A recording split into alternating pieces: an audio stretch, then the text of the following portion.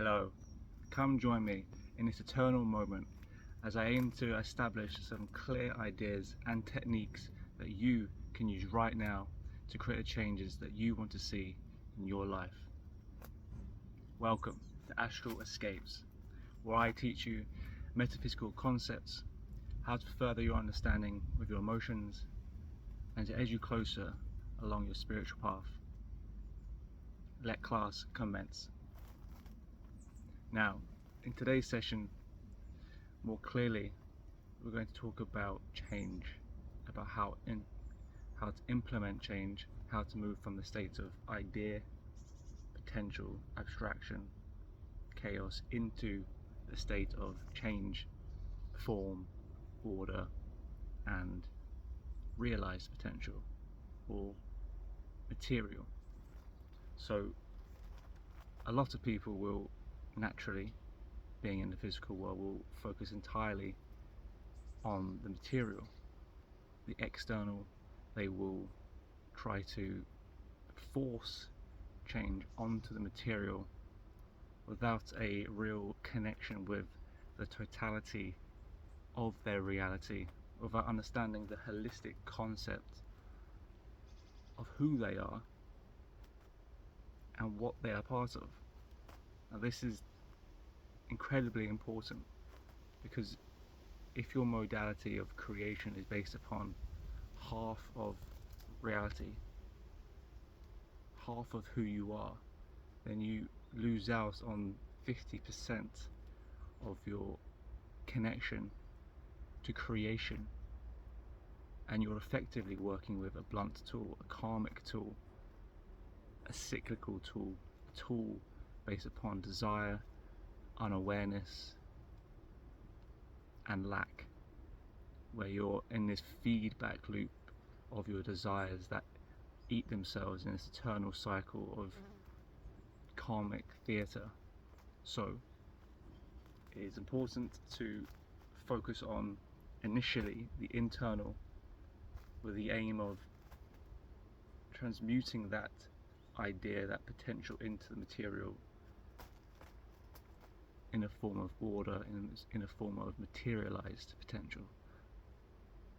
So the main idea and the main function of this is to produce authenticity, because if you're merely focused on the material, on what is in front of you, that is predicated on an understanding of material reality solely, and from that derives action stemmed from desires, these unconscious desires rooted in unresolved emotional trauma or disharmony. So if you're in this loop, you are stuck in this cycle of creation that leads ultimately to nowhere. Nowhere authentic, at least. It keeps you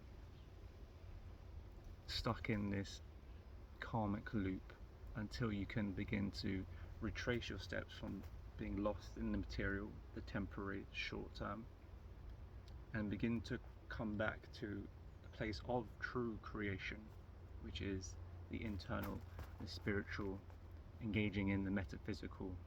So it's this regressive stepping back, distancing yourself of this karmic desire-based loop that,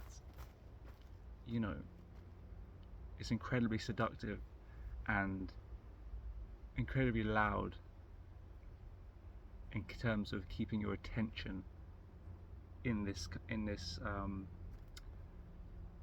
really short-term, temporary-based realm of just constant gratification of desire that is never-ending and always and all-consuming, and will never allow you to break free from that cycle that it creates and recreates over and over.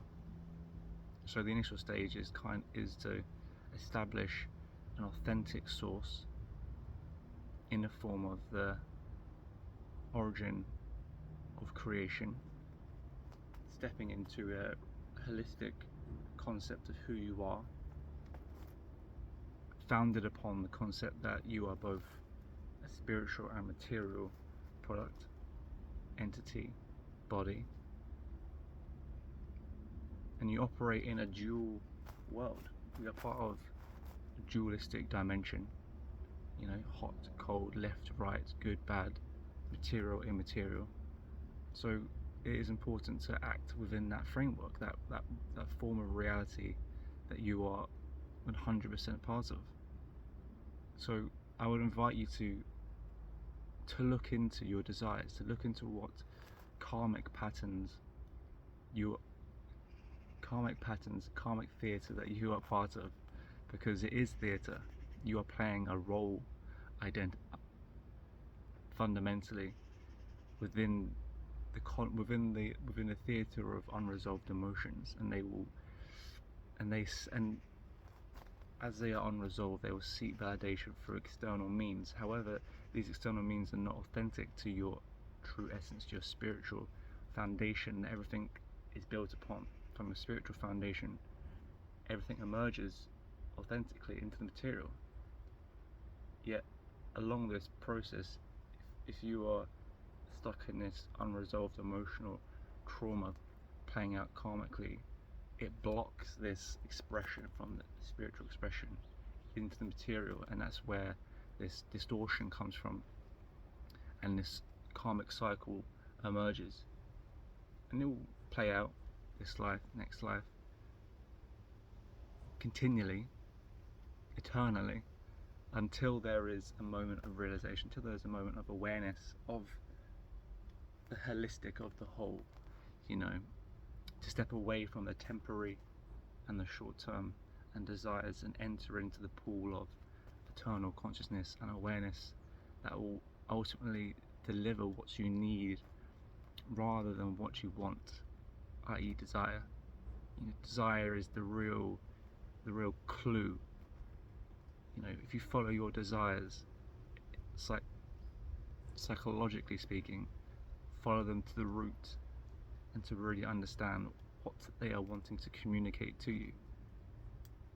Because if you're purely indulging in them because they're trying to communicate to you, underneath them is unresolved, unheard emotions that are trying to communicate to you. And if you're not registering them psychologically, they will represent and manifest themselves physically in front of you. So it is important to listen and to look out to what they are communicating, because they are communicating. It is metaphysical intelligence on a very elaborate stage, beautiful. If you can just be aware of it, to step into it and to embrace that reality, it will allow you to create change in unexpected ways, truly, in ways that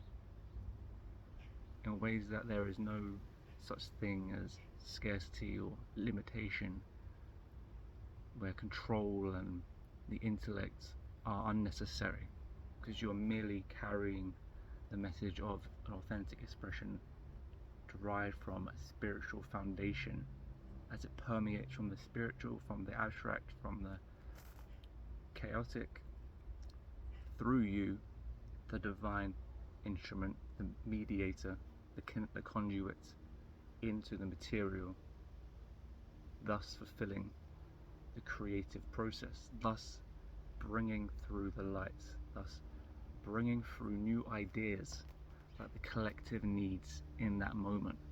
Because you do not know what the collective or what you need. You know what you want, and you know what the collective wants, as it aims to, as you and the culture aims to consume itself in its never-ending cycle of desire and karma. However, what you need and what the collective needs is beyond our realm of conception and intellectual prowess. It's just, they're two different spheres of intelligence and consciousness. So, being aware, number one, being aware of your desires, really immersing yourself into the theatre of unheard emotions and karmic and karmic display, honestly, it's profound. And once you start to see the patterns and connect the dots, and it's like a dream. It's so sophisticated, it's so creative, it just paints this picture, and for sure it can become ugly, but metaphysically speaking, underpinning it, the level of complexity and diversity, creativity, like unheard emotions are manifesting in front of you when you don't listen to them psychologically. So they have to produce in the material to really show you, wow, it's a work of art, and it's so authentic. It's just it's so direct. Sorry, there's no grey area. It's letting you know exactly what through this cyclical state of desire, what within you is calling to you.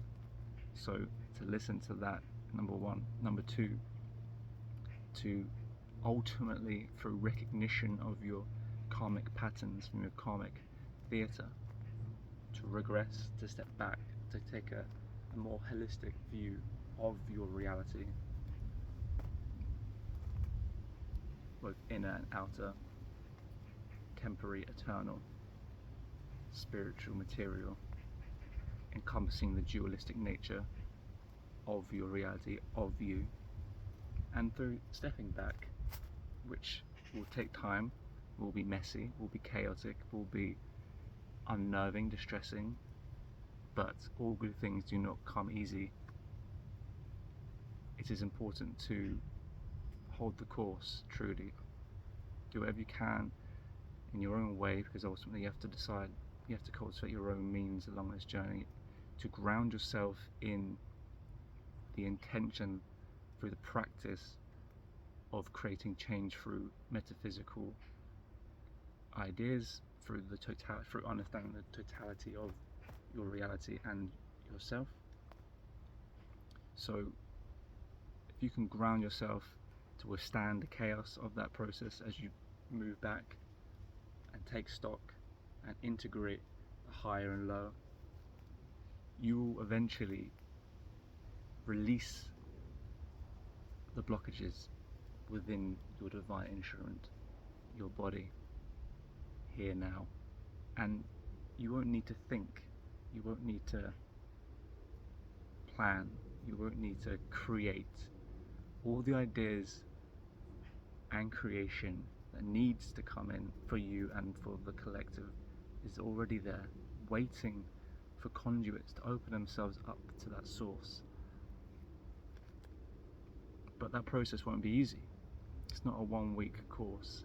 It's an ongoing course. It's an ongoing practice. It's not something you complete either. So, but it is incredibly important. It is more than it's obviously a micro and macro, the dualistic dimension. You know, you're doing this to work through your own path, spiritual path. However, you're also part of a collective aim, collective path, a collective journey that you will need to step into and align with to bring things that the collective on top of your individual needs and what you need and what the collective needs rather than wants. So these are the two tools that have served me, that have helped me along my path, and that I continue to use, because as I said, this is no course where you get a start date and an end date and you get a certificate and it's all approved and above board and signed off and that's it, you're done. No, of course not. It's an ongoing process, but amongst the chaos there is beauty to be found. So although there will be dark times and you'll be lost and afraid, there will always be a source of inspiration and creation that is calling to you and wants to connect with you and wants to liberate you from this karmic cycle that your desires, your unheard emotions are trying to communicate to you. So never lose sight of that, never lose hope, and I wish you all the best. Bye.